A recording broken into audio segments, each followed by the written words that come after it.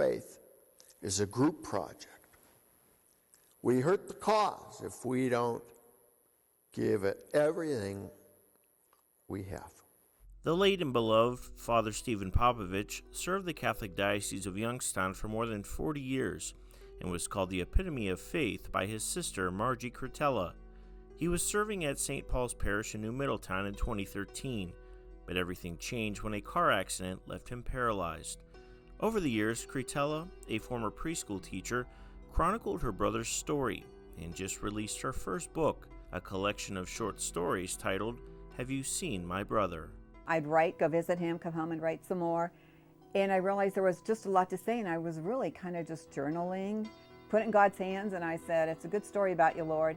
I would love for you to share it to let everybody know what you did for us my whole life, let alone especially the last 10 years. Youngstown native Margie Cretella began compiling memories and short stories about her brother, longtime Valley pastor Father Stephen Popovich, about a year before his passing in January. She and her husband Mike wanted to do something to keep his memory alive for generations to come and convey how Father Popovich lived life to its fullest in his 69 years on earth, leading by example.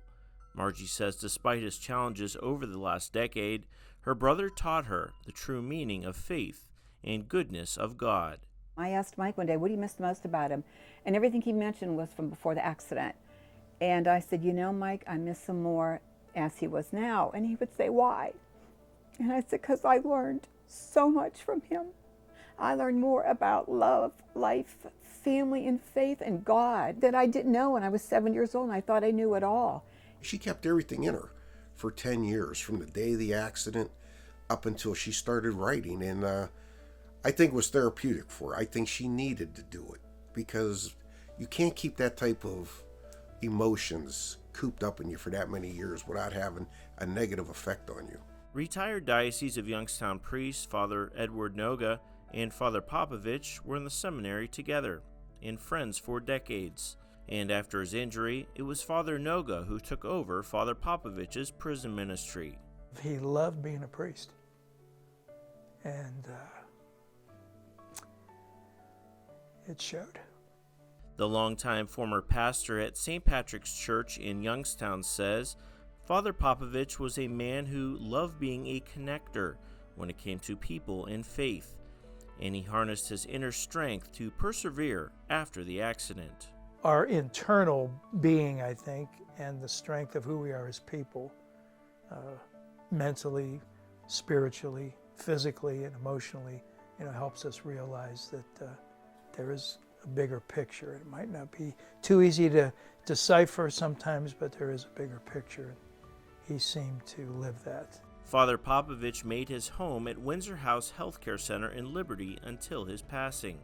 There, he continued to live out his mission and serve others, leaving a profound impact for residents and employees alike. Maybe it was that I was supposed to be there to meet him. It was just a wonderful time. Pre-COVID was amazing because we really interacted a lot more. One of his nurses, Debbie McCoy, says aquatherapy was always tough for both the staff and Father Popovich, but he always kept a positive attitude. She can remember sharing a moment with Father watching an episode of The Chosen, where Jesus heals a paralytic man. Jesus came in and told him, pick up your mat, stand up and walk. And he did. And you could just see Father tearing up, was so happy for that man. Mm-hmm. And I think he also wanted that to happen to him. The chalice and ciborium are bought by my parents when he was ordained in 1981, and he used it every day till the last time he had Mass. Margie says she didn't want her brother's legacy of 40-plus years of devotion to God in the Catholic Diocese of Youngstown to be defined by his accident. Reflecting back, she believes Father Popovich was the right person to bear this cross. I think God kind of chose him for this kind of to happen. If it was going to happen to somebody, let it be him, because he would be able to keep up his legacy of his ministry and be so proud of being a priest instead of giving up and you know, saying, I'm done with this, I'm done with God, I'm done with the church. And I think I owed it to the Lord. Like, you have blessed me, you have taken care of us through this tragedy, and I wanted to make him proud of me, so I wanted to write about him, and it's what I did. Have You Seen My Brother? Discovering that God is good even in tragedy is available online through Amazon, Barnes & Noble, and Apple iTunes Store.